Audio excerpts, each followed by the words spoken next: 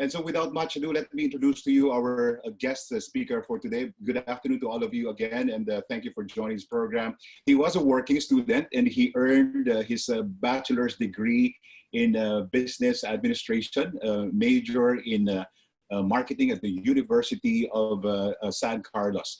And so he's really a product of Cebu. So to keep up with his education, he started as a gas pump boy, and eventually rose to the ranks and became a general manager in 3 years' time. And with great ambition in life, he resigned his lucrative employment and eventually set up a micro business at the age of 27. And years later became the founding president and CEO of Wellmade Global Holdings Incorporated, which operates all across Asia. And he's respected for its innovative engineering and manufacturing-based technologies with conglomerated interests, joint ventures and franchises in the Philippines, and of course, as mentioned, Southeast Asia. Wellmade is the first Filipino metalworking machine shop with global certification and ISO 9001 quality management system. So there you go. And our guest today, as you can see, he's the enterprise owner. He owns the enterprise, but I learned that he himself wrote their quality manual. And twice, he also is a recipient of major awards and recognitions. So he was twice conferred by former President Gloria Macapagal Arroyo as the most outstanding achievement in business in the areas of productivity, quality, and innovations through, of course, the ECO. And the Department of Science and Technology's recognition as well as one of the 50 men and women of science in the Philippines. So I'm sure our friends from DOST, is proud of you, Dr. Tan. And of course, he's also a recipient of DTI's, the Department of Trade and Industries Outstanding National Awardee in Consumer Welfare, the University of San Carlos 2007 Most Outstanding Alumni in the field of entrepreneurship. And he's also the TESDA's Most Outstanding Industry Dual Training System Partner, the Cebu Chamber of Commerce and Industry 2008 Corporate Social Responsible Entrepreneur of the Year, and the Department of Labor and Employment's 2009 National Olympic Champion and Most Outstanding SME in the field of productivity. And in 2015, he received this prestigious SGV, Ernst & Young Entrepreneur of the Year in Innovation. And in 2018, Gawad Ginal awardee by the City of Mandaue and Dole Region 7 for promoting productivity and harmony in the workplace. Gratified in the spiritual outlook on God's blessings, he shared and imparted what he had gained back to society. He has served as past president of more than 12 local and national organizations, and in particular, the Mandaue Chamber of Commerce and Industry, and past the governor of the Rotary International District 3860. His leadership helped strengthen cooperation and understanding between labor management, academia, religious, civil society, local government units, and various government agencies. Through his journey in life, Dr. Philip N. Tan, an inspiring entrepreneur and a model philanthropist, has always remained a true-blooded Filipino in spite of his roots and parents coming all the way from China in the 1940s. Such an amazing background right there of our guest speaker today. So without much ado, ladies and gentlemen, let me turn over the floor to Dr. Philip Tan. Good afternoon, Dr. Tan. It's good to have you in this program. Let me just wait a minute. I think I forgot to switch on Dr. Tan's microphone. There you go. Good afternoon. Welcome to the program, Dr. Tan. Good afternoon, Jong, and good afternoon to our participants for hosting this event this afternoon. I'm very happy to have been invited. As I was watching your video, I recalled myself how I would like to be presenting my talk this afternoon. It would not be the similar seminar type. I'd like to be as normal and open as possible, because this pandemic requires an emotional and psychological understanding rather than the theories involved in how to overcome it. But nevertheless, I'll share to you my journey in life because it will touch and encompasses the present.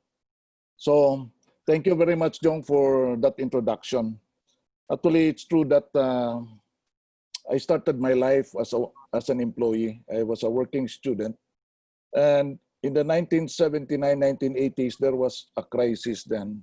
There was uh, Israel, I think there was a war between the Middle East, and there was an oil embargo.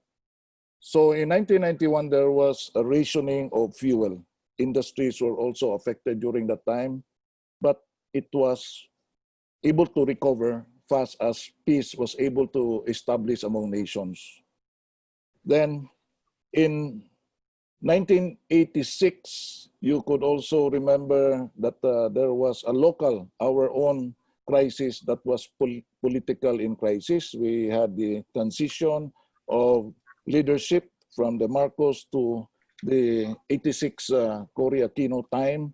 There was also another challenge.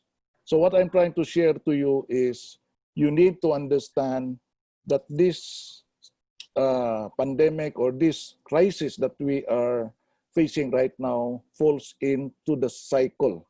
There is a cycle. And it only differentiates to the level of the gravity of the crisis.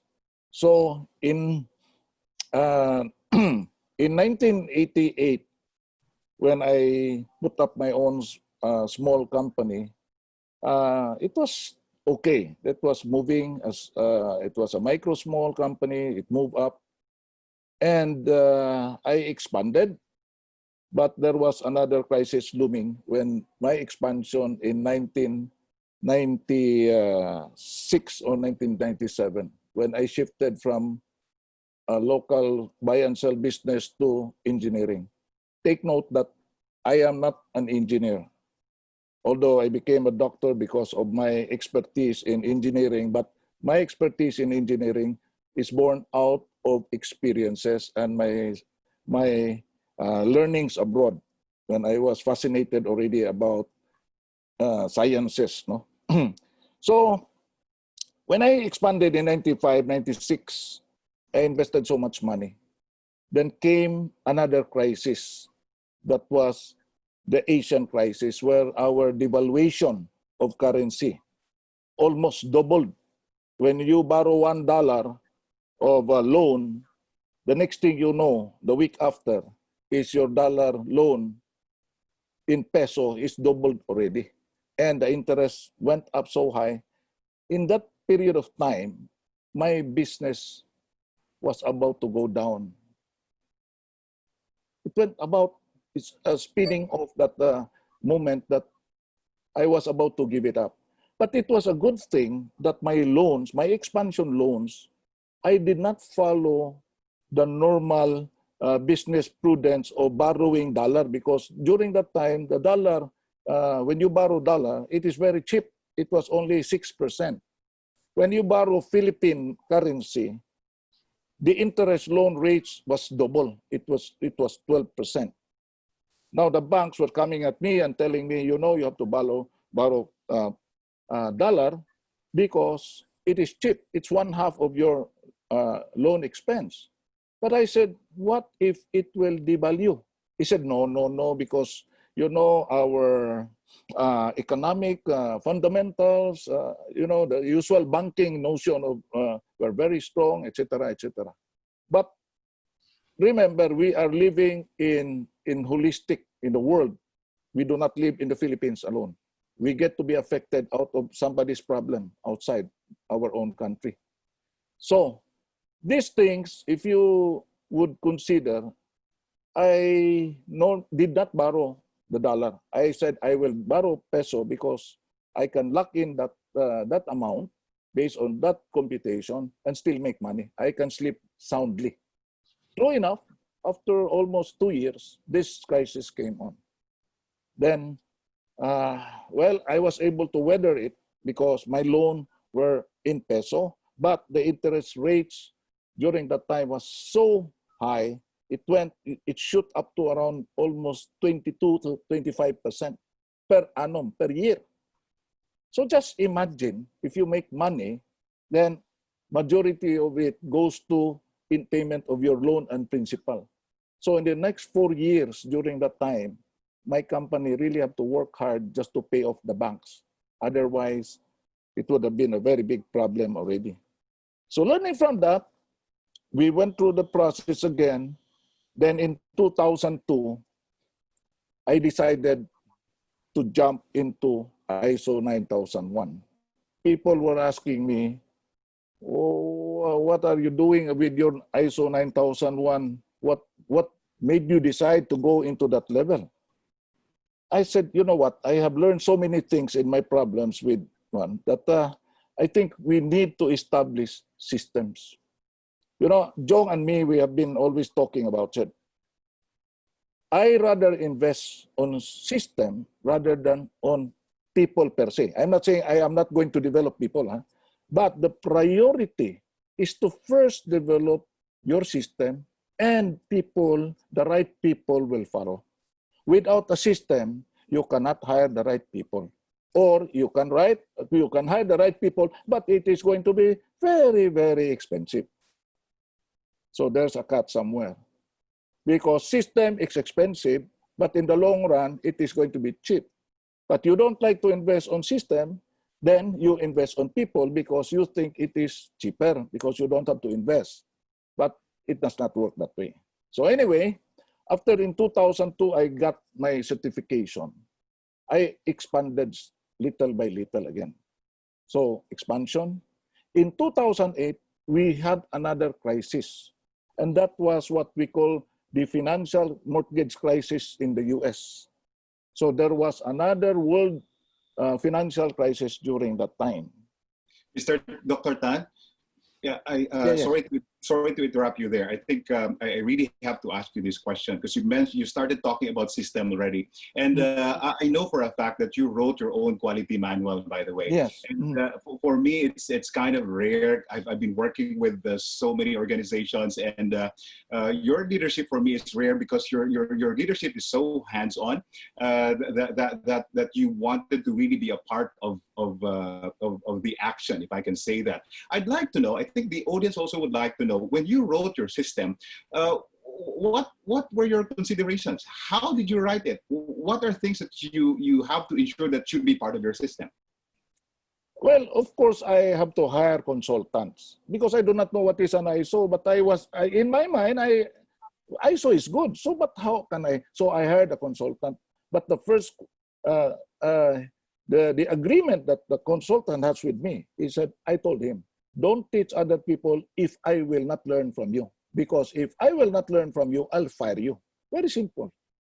So the burden of the consultant started with me. So when I saw in it that I was able to learn from him, then I signed his contract for the whole company. But have I not learned from him, I would not have signed because that was our agreement.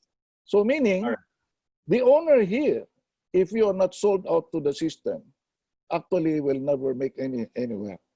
So you cannot buy leadership here. As the presentation you started this before this, you cannot buy leadership. In other words, Dr. Tan, one of the keys in successfully implementing management systems like based on ISO is, of course, management buy-in. It has to emanate from the top, right? There has to be buy-in from the top. In your case, of course, you believe in it. You led the implementation of that. And how long have you been doing this, Dr. Tan? Because I've heard you have been implementing this for like the 7th cycle already. Cycle we started in 2002. I got our certification in 2002. Mm-hmm. But remember, ISO was just the first step. I ended up professionalizing the whole system using the balance scorecard. Mm-hmm. That is the ultimate test. Mm-hmm. Because you cannot just implement a system without measurement. Because without measurement, it is only in the balance scorecard that you are really able to translate your system into result by putting up the numbers in a financial matter, in a financial degree. Okay. All right. So all right. I will discuss that later as we go along with yes, please. Yeah. Go ahead, Dr. Tan. So when in 2008 there was another financial crisis, although I've learned to already become resilient to this kind of shocks.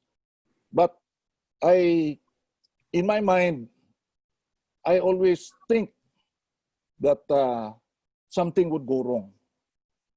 So meaning, if I have to do something I consider the worst, then everything will follow. So meaning, if the worst scenario I depicted cannot be overcome with what I am doing right now, then for me, whatever improvement that I am doing or whatever changes that I have been doing is not good enough. You get my point? So in 2008, there was another crisis. I was able to weather it, then expanded. Then I went for franchising, from franchising to the national to an international. So I have already agreements with outside business in the country. So this, I'm trying to talk right now with the current issue right now. The current pandemic was, I never expected it to be this worst. I never expected. I considered so many things that maybe humanly influenced, like the financial, it is humanly influenced. But this pandemic that we have right now is God-given. So meaning nobody can just anticipate this scenario to come in. So 2 years ago, our company again launched a program. This program in innovation, IoT, Internet of Things. I think you have heard about this, Internet of Things. We consider sometimes that we say that industry 4.0 or a lot of words that if you have to connect. Now, these are considerations that I put in place to my engineering company, my manufacturing plant, because I felt that I was looking at competition. It was more of a competition, reason for the competition level.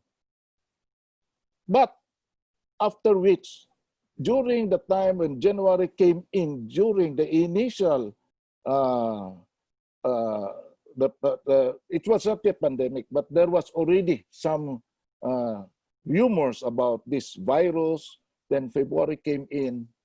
I have to call in my staff already and to sit down with them. I have a crisis management team in my company. Crisis management team, they are there in a quarterly basis just to give me whatever. And I tell them, give me problems. Don't give me solutions. Just give me problems. What are the possible problems or solutions that you may want from me? I look at problems. I do not look at the high side of just being, the usual top. When you go on the top, people want to please the boss and boss, we're doing well. I said, doing well is given. I expect that from you. I need, what is your problem? Because if you do not give me problems, then you are part of the problem. Because if you can see a problem, then you will not be a part of the problem. Okay. So February came in, I knew already something is going to blow up. I called in the crisis management team and I said, we need to categorize the plant. We have some stay-in people. We have other people from outside the Cebu. We have to isolate them, etc., etc. So there was a plan. So we have 3 plants here, 1 in Tagbilaran, 1 in Kwan. Of course, we have to already come in with a direction on how to counter these things, assuming for the worst. And came the time wherein there was a lockdown. There was a lockdown. So April, May. So these were the crucial 2 months. But it was a good thing for us because I anticipated it well. So I have people still working the plant, although we were closed. But the core business, the core people was able to operate because even if there was no people in the office, I was able to operate it in my house because of Internet of Things. Okay? I am right now in my house. Our server, all our server right now, aside from the cloud, our server is stationed in our house. So we still run the company right now, even if I am not there. Okay? So these are the conditions. So people ask me right now, so what is happening to the future? I am glad that we have some government people here. I think most of them right now are from the government. I am also from the government. I also sit on the wage board of the Department of Labor. This morning, I sit also in the DOST in Region 7 because I am also a member of this FOB, so Fair Opinion Board, FOB. So I am a member. I understand that the government right now is trying to come up with possible solution to help the situation right now. Now, there are companies that will be greatly affected, and there are also companies that will be taking advantage of the situation. So meaning there are winners, but there are more losers. But these losers can be categorized into two. One will be permanently, meaning they give it up, and those that may be able to recover. Okay, so let's try to talk about those that will be able to recover. Those that will be able to recover are those that have technology-based component in their business. If your business has no technology, you run it in a transaction base of paper, and that is going to be a big problem. Restaurants, tourism, these are more of human factor. Airplane, travel, anything related to tourism, that's already no more. Sad to say, it will take you to 3 to 5 years to recover. 3 to 5 years to recover. And I do not know whether you can afford 3 years paying the bank if you have a big loan in your infrastructure that you have expanded. Dr. Tan, Yes. you mentioned those industries. Do you think that they should consciously reinvent their business model? Okay, I will touch on that later because we will do some re-engineering the corporation. We will do some approach of how to prepare if you are willing to take and bite the bullet. Because sometimes most of the businessmen right now are still on the denial stage, that hoping as promised by some that we will be able to recover soon. That soon is not there. Okay? So, what will happen here right now is those that would like to re-engineer, this is the proper time. A lot of companies right now have learned that they can save 30% of their workforce. See, by how? Some companies right now are able to run their company with less people, and they say, oh, I hired 100 people, and this is the outlook, this is the output.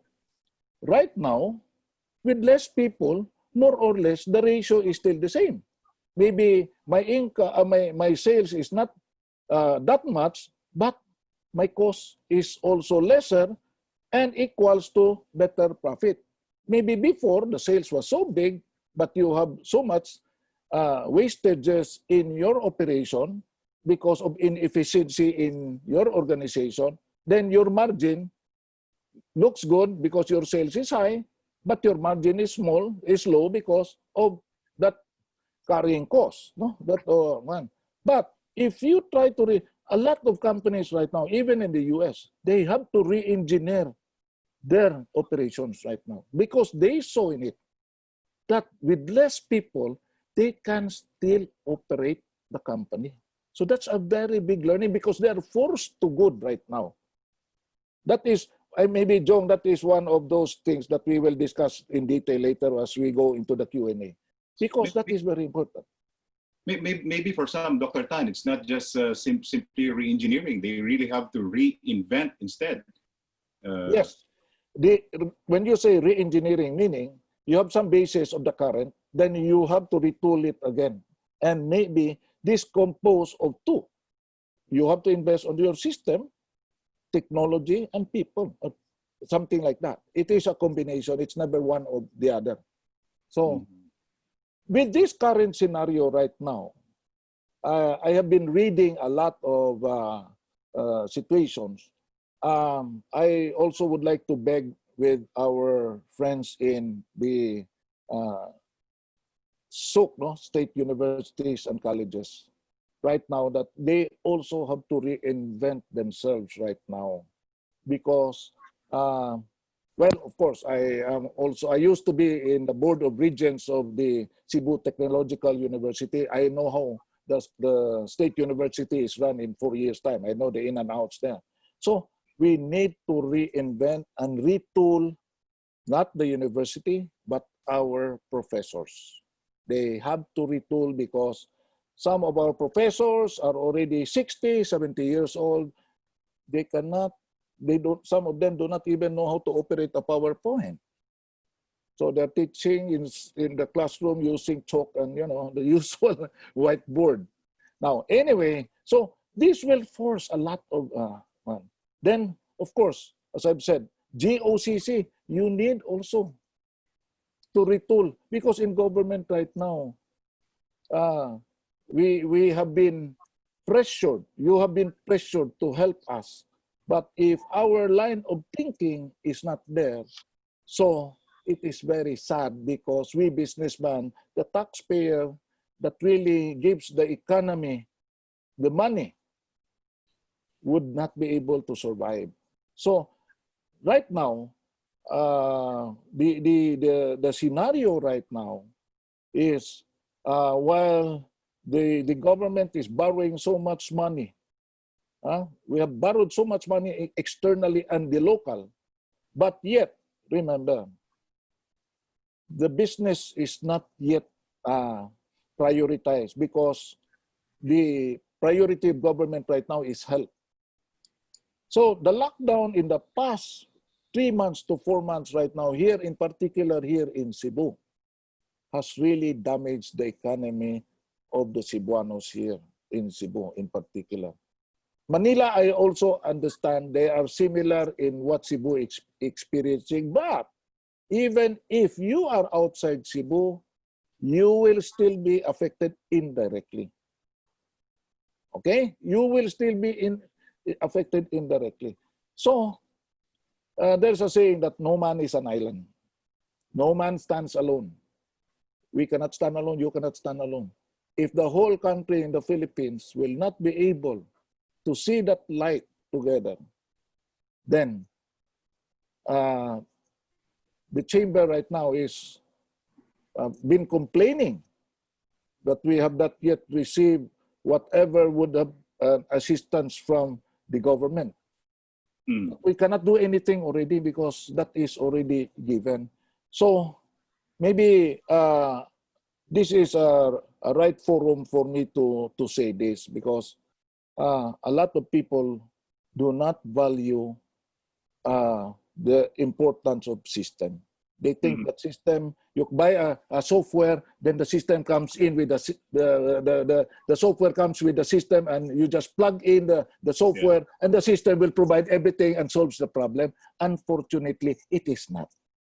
Yes. Okay. Dr. Tan, I think these things come naturally to you because, again, of course, you're an innovator. As a matter of fact, you're recognized by DOST and DTI as an innovative business. So, by the way, there's a comment here in the chat box from Dr. Edita Gakasan. Good afternoon to you, Doctor, from the Visayas State University. She says she agrees with you as far as the need to retool its manpower. So Dr. Edita is also from the state universities and colleges, by the way. So Dr. Tan, would you, as a leader, think that retooling your manpower should be part of your top strategies or priorities? You know, you have to consider that retooling your human resource is an investment. It is not an expense. So people ask me, a lot of people ask me, he said, Philip, you've been investing in people. but your people will not stay with you, but you still continue to invest a lot of them. I said, you know, if I have to do philanthropy, that is the best sign of philanthropy because you teach people how to fish. And when they leave, you give them an opportunity to grow. But I rather than invest on people, rather than having monkeys, ignorant people that are cheap that stays with you, which is going to be, which choice would you like to have? A short-lived that are talented, educated people, intelligent people, or you want to have people that will stay with you that are monkeys and do not do anything good for you? So it is a choice. Mm-hmm. They're cheap monkeys, but they do not contribute anything to your organization. Or you can create a system wherein people come and go, and yet they can deliver. So meaning your system has to be designed in what? Even an idiot can understand. That is the best system. If your system is so complicated, that is not the right system. I always tell you, my secret in a system is even an idiot can understand. If you have that, Jong, if you can make that as part of your system orientation, that is the best. Wherein an idiot, so meaning you don't have to have, you don't have to hire a very intelligent person that is very expensive. Just hire the good ones that will stay with you. But your system dictates to them what to do. Because a system has no emotion. Okay? No emotion. But when you hire people, they play around with their emotion, their ego, their pride. Your system, no emotion at all. Dr. Tan, since we're talking about people now and, you know, all these emotions and, you know, connection with people, there's a question here from Ma'am Daphne F. Del Mundo. Her question, Dr. Tan, is that can businesses change their business models without sacrificing employees' job? You know what? The best in life is to maintain your people and taking advantage of their talent. You know, I started my business as a trading, but ended up with engineering and ended up with manufacturing. And part of my people are disabled workers, PWDs. And maybe most of you do not understand how does PWD connect to your business model, Mr. Tan. I said, you know, I am spiritually connected also.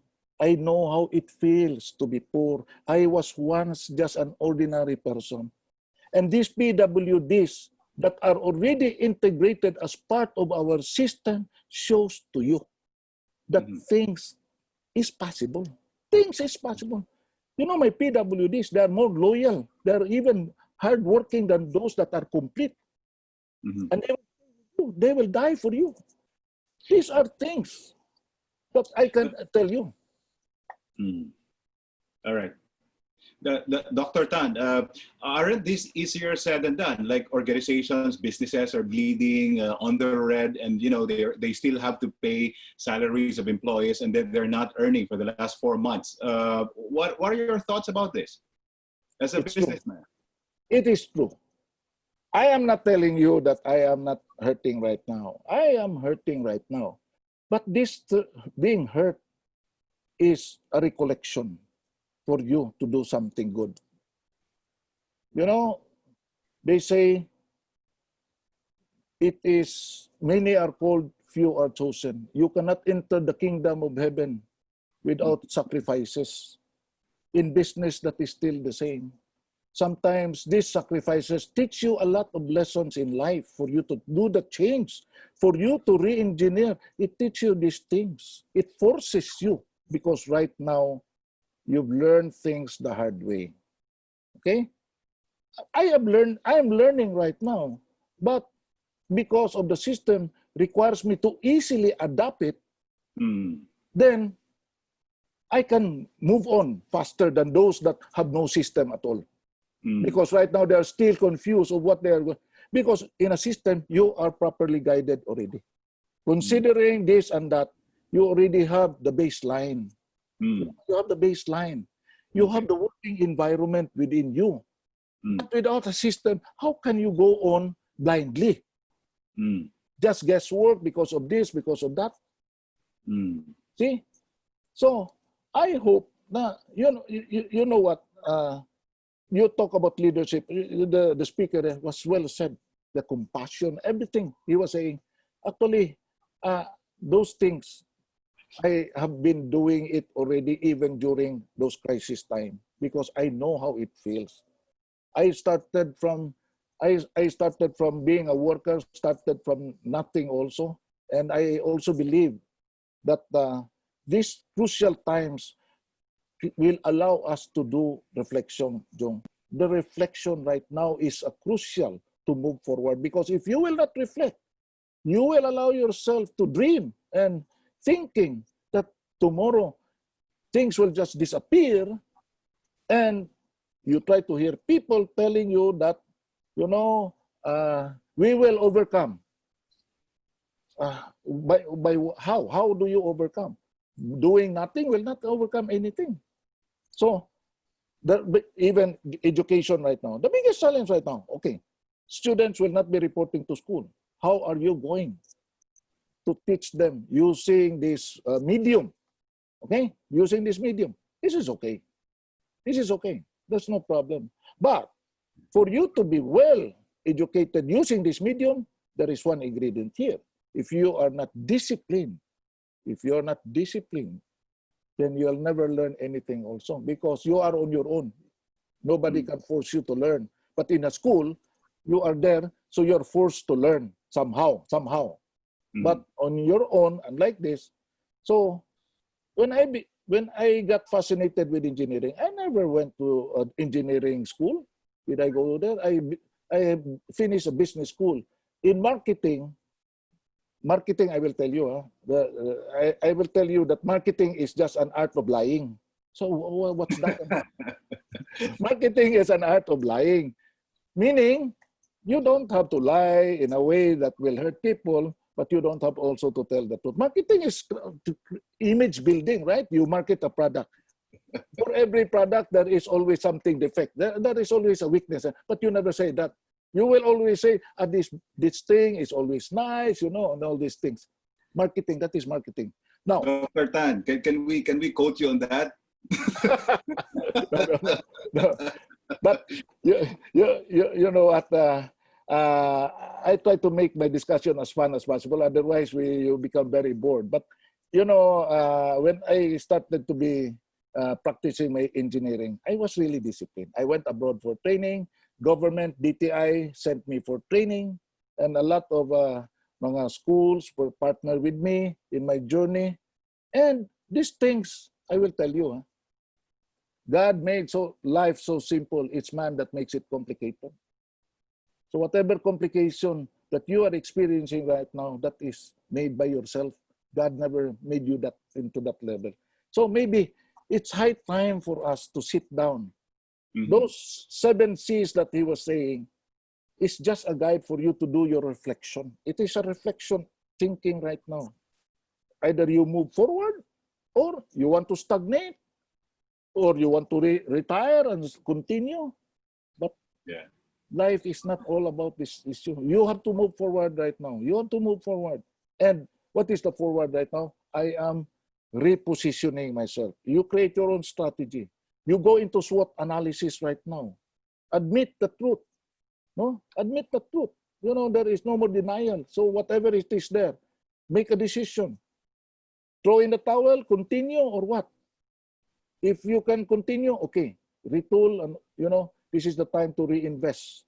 But if you feel that it has hurt and, you know, you throw in the towel and say, I will reconsider my entrepreneurship capabilities maybe after everything is already clear. As of the moment, there's no point. And a lot of restaurants are going to close. 80% of restaurants are going to close. Even the malls right now, you go to the malls, even if they lift the ECQ, GCQ, the fear, the stigma is always going to be there, and people will avoid crowds right now. So maybe that is somehow the best in things that forces people to work on together. Mhm. I think it makes a lot of sense, Dr. Tan. Like you're emphasizing this very dim scenario about business climate, and you mentioned about one of the things we should really pursue is improving the system, making it more robust, adapting technology, retooling manpower. There's a follow-up question. There's a question here from Vivian Abueva. Can you share your thoughts on how do we retool? And if there is a technology, I mean, in what technology? What are your thoughts about this, Dr. Tan? Okay, if your way of doing things in your company, you are not yet using software, this is the time that you have to use software, because although software is expensive, but it reduces a lot of people, hiring people. No? Then, as I've said, you have to hire people that are more IT inclined. IT inclined. You know, I hire people IT and I train them to become accountants. Okay? Because I believe on learning by doing. See, learning by doing is the most effective way because the retention is high. But when you hire people, the graduate of this, then you train them, but they do not know how to use computers, very difficult, very difficult. So right now, IT, they know software, a little software and this and that. Then they go into, in fact, our company right now, we also, it's like run like a school, because when we hire you, we will train you at least in 2 months, staggered basis. You will be trained on how to create your own platform. When you, what is your growth pattern? We tell you already in 6 months that this is what you will have to achieve. Otherwise, you're fired. Okay? So it forces our employees that they need to learn in order to be regularized. If they cannot learn that level of expectations within 6 months, and we are willing to train you, then that is going to be a big problem. Yeah, Dr. Tan, there's a message here from Mom Bernadette. She's saying, very inspiring, Dr. Tan. I think a huge part of our audience this afternoon are also entrepreneurs or aspiring to be entrepreneurs, Dr. Tan. So I think you're just inspiring them so much. Just to give you a background there, for the last 5 weeks, we've been talking about systems, designing systems, developing processes. So it's really all about planning. Now, I think one of the questions that they would like to ask Dr. Tan is that now that we have come up with a plan, and considering that the situation is so tough, how do we cascade this? How do we ensure that people follow these plans, these systems, these processes? Very tough question, but it is up to the leader. You know, when I launched my ISO in 2002, I remember I fired 30% of my people. Wow. So, oh, sir, we cannot do that. Well, but you know what? I already shared to my people how I want my company to be in the next 5 years to 10 years. So I asked them, are you part of me or are you against me? Because if you will not follow me, then I will pay you off. And unfortunately, I heard some people that are not well educated. So because of a production system. So basic, we try to train them, but yet they refuse because some of them are 40s, 50s, you know, they're complacent because they have this and that. But I involved the Department of Labor during that time. So they were part of my training program. So in fact, they were even the one who shared to the employees that if you are not going to improve, then we cannot stop Mr. Tan of laying you off. But of course, as I've said, that is very tough for the company to make that decision. Okay, but it needs a very good HR also to influence the mindset of our employees, because change is going to be crucial part. It's not only a system.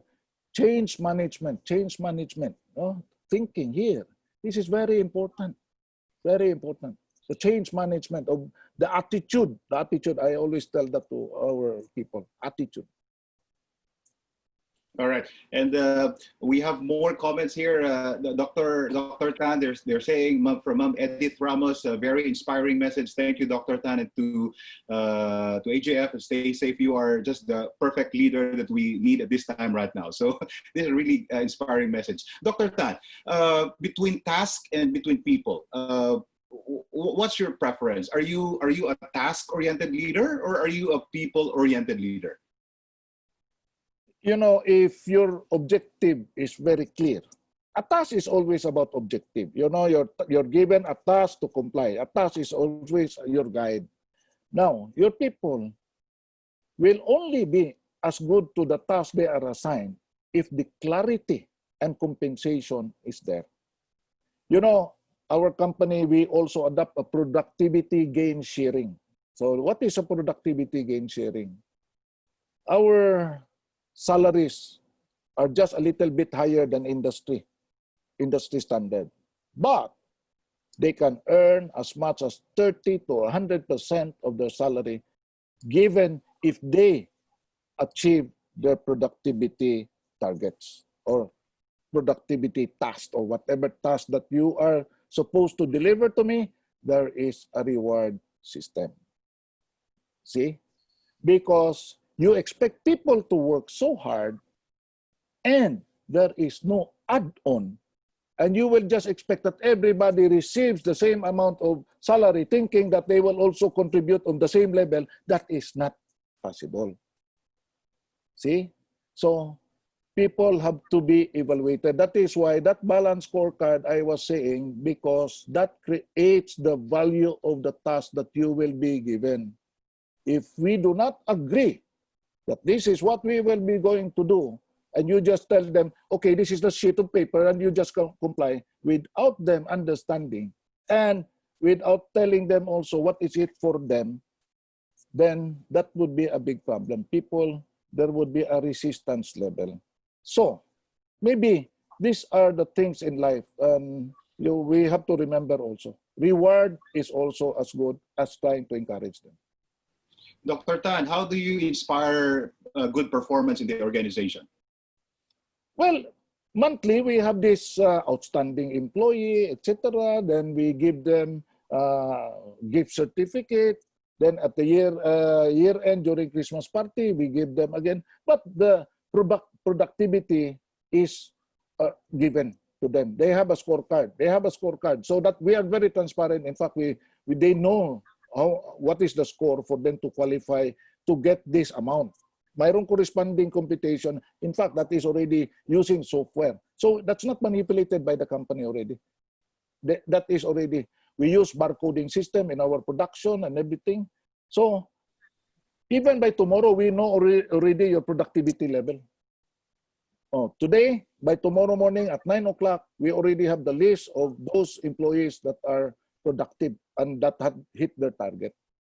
So we have mastered that already in a way that this can really create. In fact, right now we are 80 to 90% of our usual business right now because of that model that our employees also work so hard to please our customers. And our customers are very happy also that even during the crisis, we continue to be open to them and help their industry. We did not close. We did not close during the crisis. We only tell them, we will meet you somewhere because you cannot go inside our plant because it was a lockdown. But we will meet you somewhere. Then we meet them, get the thing, then we work on that, then deliver it. Because this is the crisis time wherein you are also being measured by your customers, your commitment. Dr. Tan, what is your leadership style? Leadership style, although I also get angry, somehow I am like Digong also. I get to, but my heart is very soft. When an employee cry in front of me, then, my heart tends to mellow down. But of course, there are two F in my life. I am firm and I'm fair. See? Firmness and fairness has to go hand in hand. We cannot be just firm because I want this, but you are not also fair to your employees. See?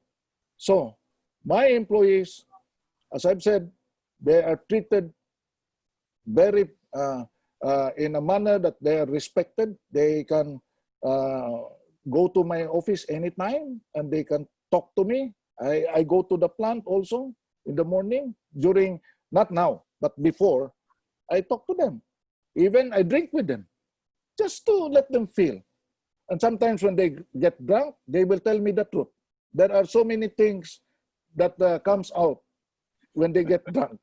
So I invest a little amount of money, then I hear a lot of stories, then the following morning, I pull in my people and say, you know what, I learned so many things yesterday when I was drinking with our people. So, that is how you deal with people. Truth, firmness, fairness. Okay? And this 2F that you have shared, do you think this applies to this situation that we have right now? Yes, it is very true. It is very true. If you have to understand, we businessmen, if we can afford to make money, we can also afford to lose money. But an employee, they cannot afford to lose money because they rely only on their salary. Okay? So, we have retained earnings in our company.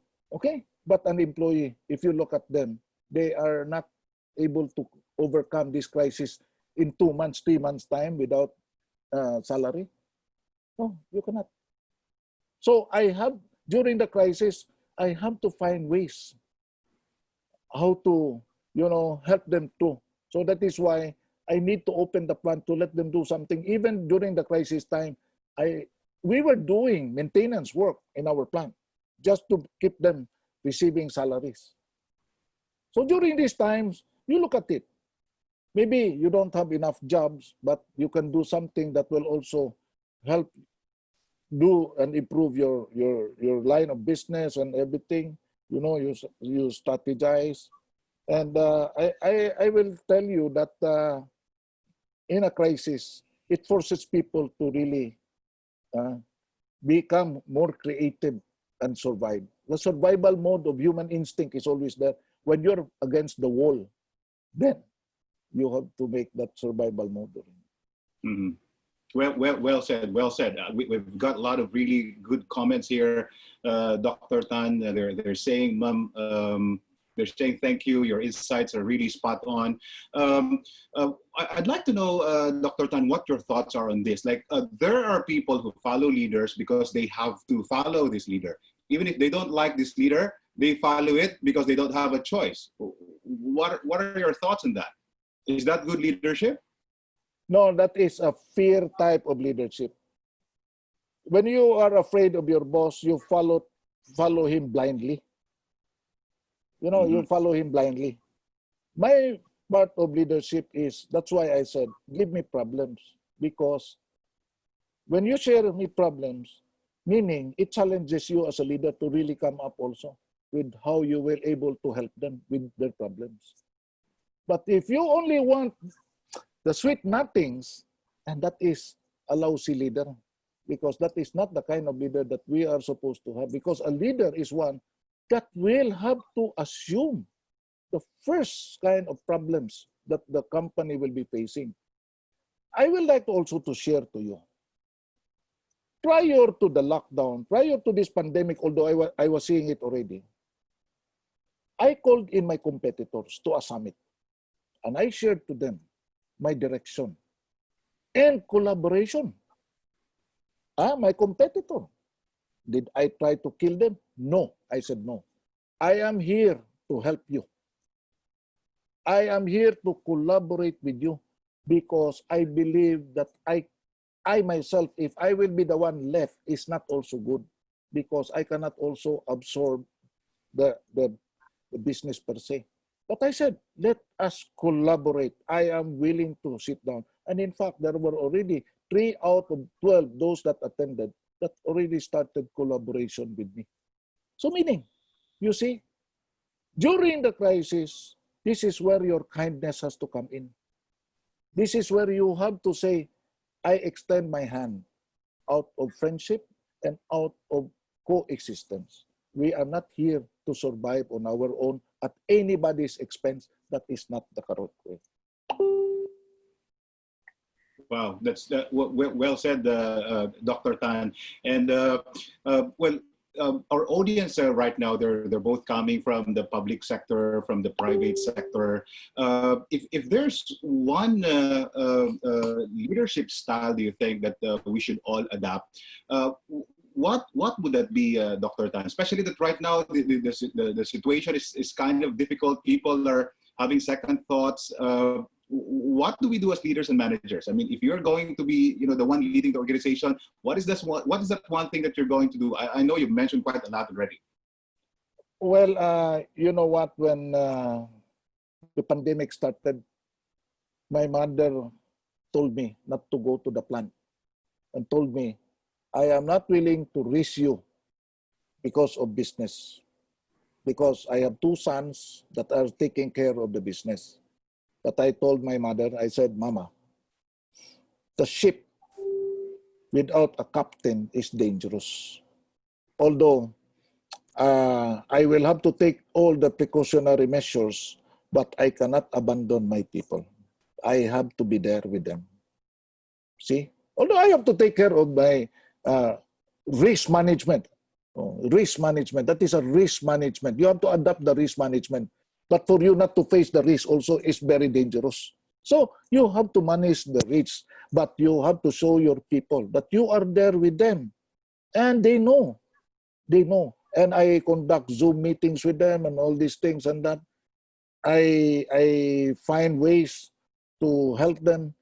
In fact, right now, there are people that do not like to come back to the city and to work because they are afraid that they are going to die here in Cebu, because Cebu is the #1 COVID-19 capital of the Philippines because of our situation.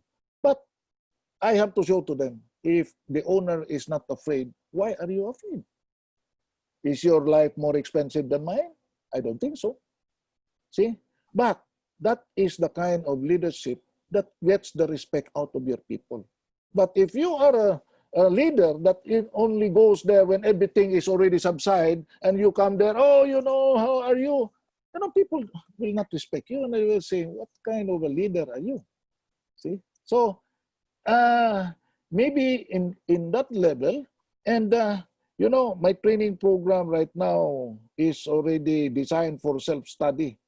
I designed it already, Jong, my training program. So it's a PowerPoint, 30 minutes or 1 hour, I design it, and I insert videos and whatever statement, but they will do their own training in the computer, then put it in there. Then after that, they have to make a report, a written report about plans and programs out of what you have learned and adapt it to your environment. Something like that, because that is how training should be in the future. It should be like that already. We cannot pull in 20 people and put them in a training room. Yeah, and you mentioned 30 minutes, so it's micro learning, it's quick, yes, fast. All right, and that is something you're doing internally in your organization, Dr. Tan. Wow, very nice, very nice. Okay, wow, it's 14 minutes past the hour 3. We didn't notice the time there passing, Dr. Tan, and we can see, I think the audience would also agree with me that you really are a man of a system. Like, you've been talking about how system works, how you should have system in place, how do you encourage and inspire people, and you've also mentioned about the importance of making connections with people, especially in these times of difficulty and times are difficult. So amazing, amazing. You're a very good leader, and I think the leaders of organizations implementing ISO and management system can really learn a lot from you if that's how you implement and push ISO standards. Maybe Dr. Tan, for parting shots, we're about to wrap this program up. If there are 3 things maybe that you'd like about implementing your management systems, your ISO, I'm sure your audience would like to hear that as well. What are those? And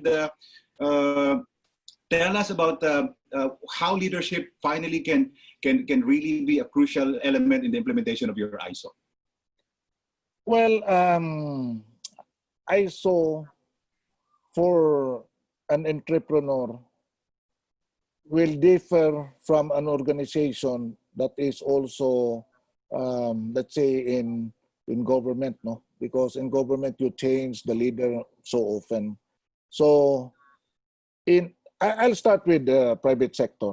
If you implement an ISO, make sure that the ISO that you're trying to implement is not just because it is a requirement of your customer and because you want this. So it is more of that sheet of paper that you're after. It will never go. Although you will get it, mostly you will get it, but you know, you will never take advantage of the ISO because ISO is supposed to improve your organization. Now, I have to be thankful. Have I not implemented ISO in 2002, I would not have grown what I am right now. I have to give credit that to ISO. That is why, because of that, I can easily duplicate my business because the standards is already there. I can duplicate it and I can sell my business also because of the system. And the software is already there and all these things and that. Because if you do not have any system and you just buy a software, it will not work. So in other perspective, you believe that you can take advantage of ISO, not only to comply and to please someone because of your certificate. You have to believe in it that ISO will be a difference to how you will grow in your organization. And if you will not grow, then your ISO certification is nothing short of a sheet of paper. Okay? You can even download, if you buy in the internet, they can give you a certificate for a few dollars. You don't have to invest the whole thing. But if you believe that ISO can let your company grow and make your company mature, and I told a lot of companies already to really go for it. If I believe that they are serious, but if they are not serious, I told them, no worry. You know. Now, just imagine my succession planning. I did not have difficulty of my succession planning right now because I have my standards. And my children right now are the one facing the auditors already. When the auditors comes in, the last one we had was on a virtual already audit. Although I will still have to be audited personally, but it will be in a future. But we have 2 sessions wherein we were audited in a virtual manner. But I was still there. And the auditor was saying, oh, Mr. Tan, you still have to answer questions. I said, yes, I want to tell you and assure you that our system is still there because I still believe in it. And my children still believe in it. And this creates that continuous improvement that will never stop. That is the key. Right now, those companies that are continuously developing, right now they can easily weather the crisis in the shortest possible time. Because they have matured that already. They have matured that already. There is no more fear because there is no more unknown if you look at it. Fearing of the unknown is always the crucial part. But if you're not afraid of the unknown and you assume that there's always an unknown that is coming in, you can easily adapt it and you can look at it in a different perspective. So I think it's just a matter of mindset. I hope that our leaders here that have been listening, you know, if you're working for government, you learn from ISO, you adapt this into your family, it will also help. ISO is not about only in a business or in any, even in your own family, you can adapt the principles of ISO. You know, if your family has a way, or a system, financial system, you can save money. But if you do not have a system also on how to control your expenses, then so what? Then you will always say that you're broke. You don't have the money. So system is not only in a business perspective. Even in your own personal life, you have to be systemized on your own doing. And I hope that I have given something, and I hope I have not confused you. So if you want, you can email me. John can share to you my email address, and maybe you can email me and I can further answer you if you have some queries. So anyway, John, thank you very much. I did not expect that our discussion would be such lively in so many people. But maybe I would like to hear someone talk also, if they would like to ask me any. And live, not only. Okay. Well, Dr. Tan, thank you very much. And since you requested, maybe I can see Ma'am Vivian Abueva.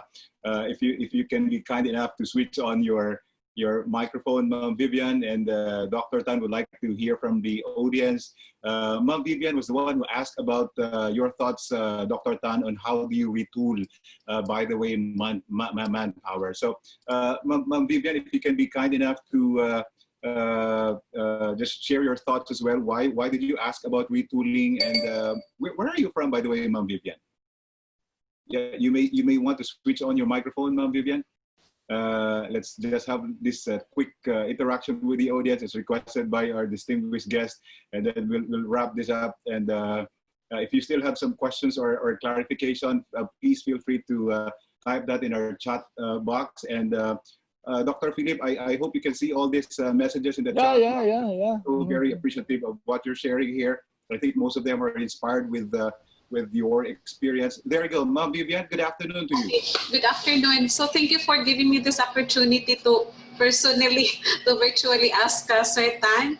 So actually, we here at TESDA, we experience so many problems on our trainers, our instructors, because most of them actually are, senior citizens, and most of them do not want anymore to keep abreast with our technology nowadays. So that's why I ask you that, how are we going to, what will be our strategies in retooling for, we know when we see them, yun, parang wala na yung mga enthusiasm na ma-upgrade yung mga sarili nila, ganun, parang nag-aantay na lang talaga ng retirement. Although on my part naman, well, that's my strategy. We hire job order instructors or trainers, and I agree with you, sir, na talagang yung magandang ma-hire talaga yung trainer or yung bata-bata pa na talagang marunong talaga sa technology natin ngayong computer. So kahit anong trabaho kasi yung ibigay mo sa kanya, maging trainer man or sa office man, madali siya makakuha. So yun po yung ko. And then I also agree with you, sir, na doon sa mga systems na walang heart yung system, walang emotion. So I think everything sa opisina talaga, government man or sa business, talagang magiging successful yung operation kung merong gumaganang sistema talaga, systems and procedures. So yun po yung yung problema lang po talaga dito naman on our part sa mga institutions, because most of us, actually although TESDA as a whole is already certified with ISO, pero yung mga TESDA schools po namin is meron po kami sariling yung APAC. So although hindi po lahat nakapag-apply na or certified na sa APAC, but then we really strive for that, na maging certified kung saan accrediting body na magpapa-accredit po pati. So yun po yung So thank you for the enlightenment din, and I know you are full of wisdom, Sir Tan, and that I know that you know how to handle your people. So and I know that you are very firm and fair in dealing with them, kaya po naging successful yung business or kayo po. I too was a working student before. So working student po ako din sa isang university dito sa Eastern Visayas. So thank you very much po for the enlightenment, for the wisdom. I would like to act on your statement, ma'am, that actually TESDA is close to my heart. When I started my business, TESDA was part of, that's why I was one of the outstanding dual training system partner. Yes, DTS ako, ma'am. In fact, when you launched the DTS program, I was one of the pioneering companies that until today, I still practice dual training system. Okay. So, sa atin na ma'am, if I can suggest, you can always partner with industry na who sees things the way TESDA want it to be. Just like me, we have partnered with mga schools that are DTS compliant. I have one na yung mga madre, yung Mary Our Health of Christian, yung for Home for the Girls, yung mga kwan. Then of course, we have sa site, sa Center for Industrial Technology and Enterprise. Then we have also from other, in fact, I have partners from outside Cebu, yung mga schools. Don Bosco Davao Mati. We have also one in Kabasalan Institute, KIT. That is my adopted school. Yung sa CTU, Cebu Technological University, I also adopted one school in Tuburan. So we pump in money in terms of retooling their teachers. In fact, I encourage the teachers to be in our company for at least a month, just to immersion program sila, so let them feel. So medyo maka-rebound naman sila because on your own comfort zone in government, I am sorry, but you know, sobrang complacent dyan. So in the industry, medyo na-force sila. They are forced to learn because they know the pressure in the industry. So, kayo ma'am, if you want to, you can always communicate with me, and I have a Facebook. You can always mag-friend tayo, then you can personally message me if you feel. Libre yun ang akong consultancy, ma'am. Pero si Jong, magbabayad dito sa akin mamaya. Mayroon akong tuan dyan. Collection fee dyan. Pero sa iyo, ma'am, libre yun kasi TISDA ka eh. TISDA ka. You are close to my heart. Si Jong hindi close to my heart to. Anyway, that is just a joke. Yeah, that is true. That is true, ma'am. We have to have collaboration right now. In fact, my word right now is never competition. Wala na yung competition, ma'am. Collaboration na yun. We have to collaborate, work together. Because right now, the world is changing so fast. Now, if we will not be able to see eye to eye, then sayang yung mga bata natin, ma'am. Ang problema natin, in fact, I will tell you, I did not share to kanina, but there are OFW that is close to 1 million that will be coming home. Now, what will happen to them? So, not only that, they're coming home, yung galing sa labas, ang problema pa rin natin, yung mga graduates or those that wanted to work outside as OFW, they cannot also go out. So, double warming yung scenario natin. That is the problem right now. So, ngayon is really the time to sit down and to work together. Mayroon kang idea, ma'am. Ako mayroong idea. Then, sometimes, all it needs is just to connect. I-connect lang natin yung mga ideas natin, then come up with some holistic na makatulong tayo ng isa natin, because right now is not the time to stand alone.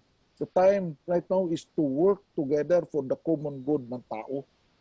To help this country. Wala naman akong ibang country, although I am a pure Chinese man, pure Chinese ako. My father, my mother, mga sa China, pero I will tell you, when I talk, there's no Chinese accent that you can hear from me. I look like more of a Filipino rather than a Chinese. So medyo mas gwapo lang ako ngayon, hindi na ako sa mga Chinese na medyo yung mata na medyo iba. Okay, anyway. So sige ma'am, thank you very much, ma'am. Thank you very much. Thank you very much, Ma'am Vivian Abueva. Thank you for sharing with us your time here, and thank you for joining the program. And to Dr. Philip Tan, thank you so much for accepting our invitation to be a part of this program. I'm sure our audience here have really learned a lot from you on how to lead and, of course, manage people in these difficult times. And they're already asking for your email address, Dr. Yes, please, Tan. share. So, Yeah, please. I-share lang. Yes. And and Dr. Tan is really active in Facebook, so you can send him a message, and he is, I'm telling you, he's very generous, and he would help as much as he can. And so thank you so much. He's an example of how to lead in these difficult times, and of course, how to spearhead implementation of management systems, because for the last couple of weeks, Dr. Tan, we've been talking about ISO systems, risk assessment, and of course, process improvement. So hearing from you as to how do you really do it in the real world is such a huge pleasure and an eye-opener for all of us. So thank you so much. Thank you for joining this program, and we wish you well, and stay safe always and stay healthy. And Dr. Tan is still very active, by the way, and one day he might retire, but I doubt if he will. And so thank you so much. And coming up next week, We're going back to our ISO series, so please join us on Tuesday. That's July 28th at 9 o'clock in the morning. We'll be talking straight with Raghunathan Chandrakasan. He's a risk management expert based in Singapore. So we're going to be with him on Tuesday in the morning. This is also a free access webinar, so join us.